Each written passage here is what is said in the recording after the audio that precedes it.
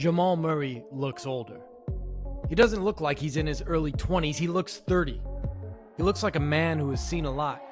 He has the face of a man who's been doubted a lot. And Jamal Murray has been doubted his whole life. Hell, I doubted him. I told my dad not to bet on the Nuggets because Murray is streakier than a meteor shower. But then I watched him in this series against Utah. Watched him stand toe-to-toe with the Arachnid Kid, aka Donovan Mitchell, and I watched him eventually defeat Donovan Mitchell. And I became curious. What was making this guy tick? I noticed a confidence and a swagger in this young man. I noticed an irrational confidence in this young man. It's true, lots of guys in the NBA have confidence. But this guy had irrational confidence. He thinks he's going to be one of the GOATs, that he's going to be part of that elite herd. So I started to like him. I started to like him the way you first aren't attracted to someone you know, but then you see him in a certain outfit and you go, damn, okay, I see them different now, and you start to like that person. Well, wait, not like that, but you know what I mean. I saw Murray had a look on his face, had a swagger in his step that was unreal, that he didn't shrink before the moment. I saw it in his eyes. The man was a killer. How had I missed this? I decided to do some research. One of the first things I do when studying any athlete that's killing it is I open Google and type something like this: Jamal Murray in mental training. I want to see if they train their mind. And what I found out about Jamal Murray is effing amazing. Before beginning, make sure you like and subscribe to get the best mental training content for basketball in the entire world. I say that humbly. And don't be a fool. Go to basketballbrain.com to get your full mental training program for only $20 a year. Let's explore Jamal Murray's mind state. I think Jamal Murray may be my illegitimate child. When I Googled Murray and mental training, I soon found that the secret to his success is what I've been preaching on this channel for years. It's a two-step process. Number one, you need to get tons of reps to reign supreme. And number two, you must train your mind. The reason Murray was into mental training was because from a young age, his father used to make him watch kung fu movies.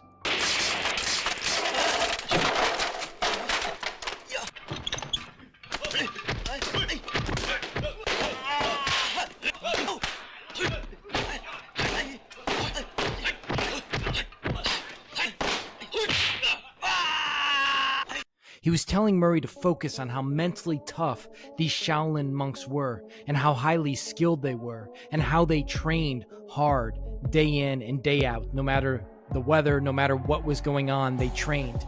And also, no matter the size of the opponent, the monks were never afraid. Murray wrote this, quote, "My dad encouraged me to notice more than just the fighting. Look at his footwork," he would say. "Look at his patience." He would get up really close to the TV, pointing at Bruce Lee on the screen. "Watch how he uses his mind to defeat the enemy." End quote. Murray fell in love with Bruce Lee, his mentality, his fearlessness, his dedication to training at the expense of all else, and especially his ability to get into the zone. Murray was taught to meditate from the time he was 4 years old. His father would have him sit on the couch and not move, and see how long the boy could remain silent and still. His father would make faces at him to distract him while he did this, try to make Murray laugh or crack a smile. As Murray got older, he learned to meditate all the time and visualize. Murray wrote, quote, "I got better at visualizing. We would increase the difficulty by meditating in public, on a park bench, or in a busy restaurant. Even if I was just quieting my mind for 2 minutes, I felt like I was building a special muscle that no one else could see. Without really knowing it, I was training." End quote. Murray talks about how he was in the 10th grade when he truly realized and recognized that mental training was his secret weapon. He was on a bus going to a big game with his teammates. The music was blaring and the guys were acting up. Everyone was really nervous. His father was also on the bus and at one point whispered to him, "Settle down and focus." So Murray began to meditate and visualize, visualizing himself running out through the warm-ups, going into the layup lines, getting ready for the game, visualizing himself performing excellently, visualizing the star players' moves who he had scouted, visualizing himself hitting game winners. In the game, Murray played amazing, and guess what? He actually hit a game winner. In the game, he played amazing, and guess what? He hit a game winner. He said what stuck in his mind was not so much the game winner, but how mentally locked in he was. Murray wrote, "It was a close game all the way. With about 40 seconds left, I tied it up with a 3. The other team came down and missed 2 free throws, but on our next trip down, we missed and they got the ball back. They called a timeout with 5 seconds left, tie game. Looking back, I think about how calm I was. My mind wasn't racing. I felt focused. When they took the ball out, I got a jump on the passing lane and stole the ball. With just a few seconds left, I had to pull up from half court. Somehow, someway, the ball went in at the buzzer. We went to the city finals. The reason I think of that game isn't because of my game-winning shot. Making the shot was nice, but I was more proud of the steal. I was locked in at just the right moment." End quote. Now imagine this. A coach from the University of Kentucky comes to see you. He just watched you through a workout and he wants to talk to you, but he's told he has to wait for you. Why? Because you are not done meditating. That's exactly what Murray did. The Bleacher Report writes, quote, "Coach Payne traveled more than 600 miles, crossed the Canadian border, and sat through a high school workout in an Ontario gym. Now finally, it was time for Kentucky assistant Kenny Payne to shake the hand of a recruit he'd been so anxious to meet, or so he thought. As Payne rose from his seat in the Orangeville prep bleachers and began to approach Jamal Murray, the star guard's father stepped in and told Payne he'd need to wait a little longer. "I'm sorry," Roger Murray said, "but Jamal needs time to meditate." Sure enough, Payne turned his head and saw the top teenager player in Canada sitting alone on the hardwood floor in the corner of the gym. His eyes were closed, his mind clearly in deep thought. It's a ritual Jamal says he practices both before and after every workout and every game. Mental kung fu, he calls it. "Sometimes I'm just reflecting on practice and things I could have done better," Murray says. "Other times I'm visualizing things that will happen in a game. Having that time to myself is important. It's a big part of who I am as a player." End quote. Now I have a certain image that comes to mind when I think about excelling in a game. It's a nuclear weapon. You've probably seen this in movies. Before a nuclear weapon can be launched, the most devastating weapon on the planet, the most devastating weapon ever created, 2 keys have to be turned at the same time. I think of that every time I play or do anything in life. Why? Because the 2 keys that you need to turn to ignite your potential are your body and your mind. If you turn those 2 keys at the same time, you will max out your potential. So Murray doesn't just train his mind, like the warrior monks in the movie. He also trains his body and his skill, like the warrior monks in the movie. He reps over and over and over again. Listen, he reps a ton. He knows he needs reps to reign. He shoots day and night, 1,000 shots a day probably. He's addicted to reps. When he got to the University of Kentucky, the coaches were absolutely startled and also worried by his work ethic.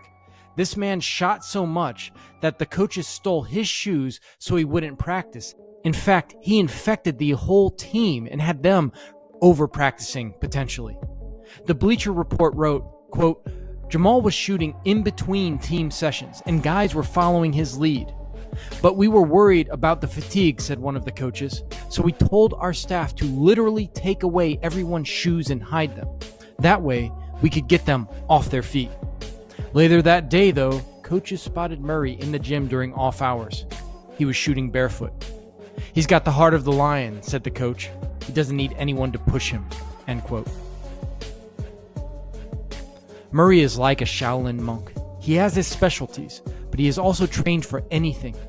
I made a video a long time ago called "What Does a Samurai Do When You Cut Off His Head?" The answer is the samurai still has moves. Murray has trained for every position.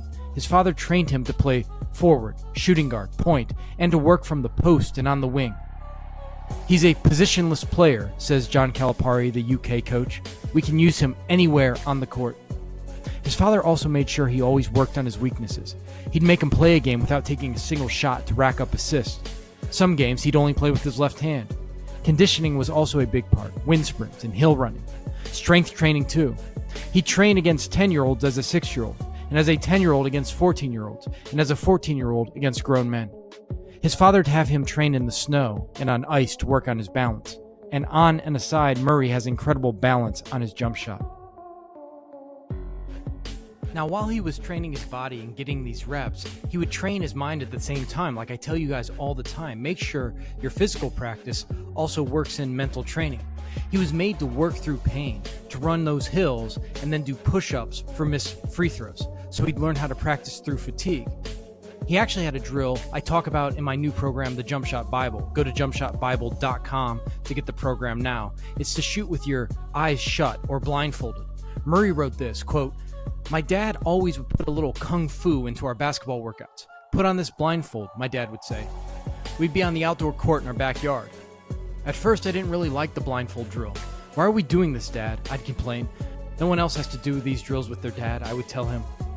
"This is what it feels like when you aren't in control," his father would respond. "You're playing blind." It sounded like a kung fu movie. I couldn't see how this drill was better than just taking a lot of shots. So I'd shoot these blind free throws with my dad rebounding. One after another, my dad would get right in my ear, doing his best to get in my head. "Maybe you're not ready. Time to quit. You've gone fishing. You're done." Sometimes I'd airball it. Most of the time I'd hit rim. Not very many went in. Clink, clink, clink. Sometimes my dad would hold the ball for a minute at a time, making me wait. He'd tell me to take off the blindfold and shoot a few with my eyes open. Then he'd have me put the blindfold back on, and again it would feel weird. I tried to feel all the muscles that went into the mechanics of my shot. The more we did it, the more comfortable it was not to have to rely on my eyes. By high school, we had done the blindfold drill hundreds of times. By that time, when my dad tried to distract me, he was just wasting his time. I could see the hoop in my head. Swish, swish, swish. End quote. As you have seen, his father plays a huge role in his life. In my Killer Instinct program, I talk about the need for a torturer, someone who doesn't actually torture you, but pushes you to your limits because they love you, because they want to see you reach your potential. Roger Murray, Jamal Murray's father, said he stopped his life for Jamal. Who is your torturer? Who's going to push you to a higher level? I hope I'm playing a small role in that. His father taught Jamal to have focus on the court by pushing him when he shot, pushing him off balance, blindfolding him, as we said. And off the court, he wanted to teach Jamal not to be distracted, to have discipline. Murray had no cell phone when he first went to Kentucky as a freshman. He did not have cable TV growing up. "I didn't let him hang out with kids at the mall either," Roger said. "Kids waste so much time these days. They cheat themselves. I wanted everything to have a purpose." I first heard of Jamal Murray when he scored 50 in his rookie season. I don't watch college basketball at all. It actually bores me. I'm not impressed with most of the talent on the floor. They don't have much skill. But Jamal, in that game, he really made an impression on me, but I never heard about him really again, so I figured he was just a one-hit wonder. And indeed, the next time I heard of him, I didn't really like it. It was this. Yeah, my guess is no, he did not shoot it for the 50.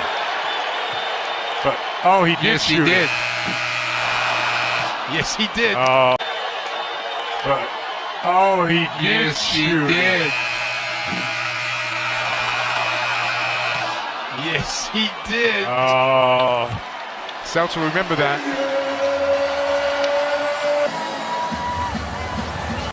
Sometimes the killer instinct, that present moment mentality, can cause some people to make some bad moves, to be sort of a dickhead, if you will.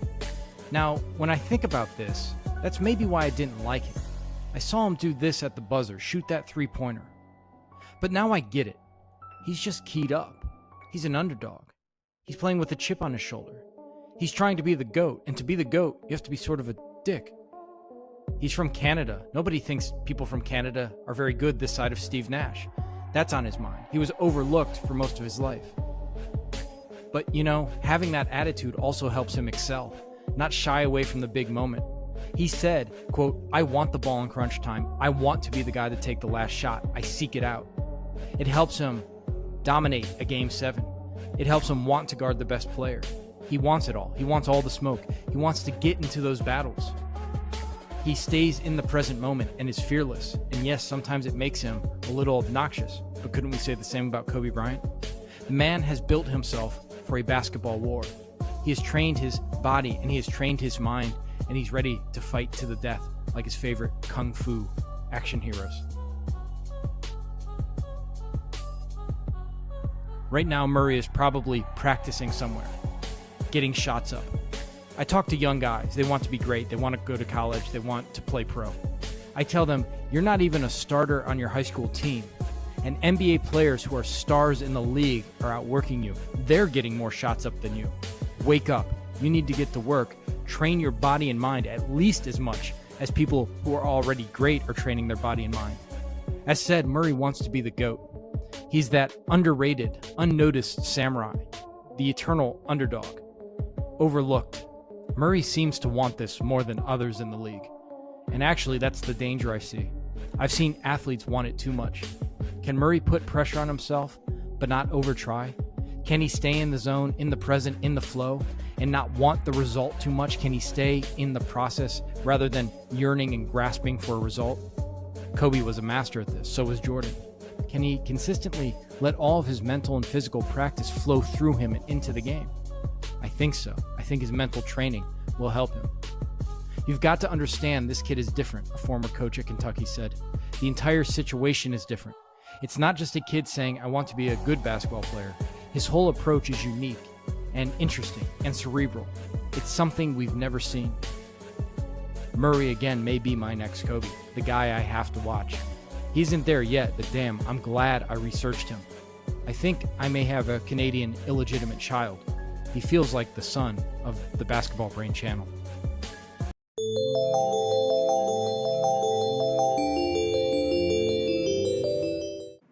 Growing up, I was always interested in the mental game. After years of study, I developed the Basketball Brain program. My life is devoted to helping others achieve their greatness. I hope you'll like, subscribe, and if you take a chance with the Basketball Brain program, I promise you your game's going to reach levels that you never thought possible. Yo. Hey!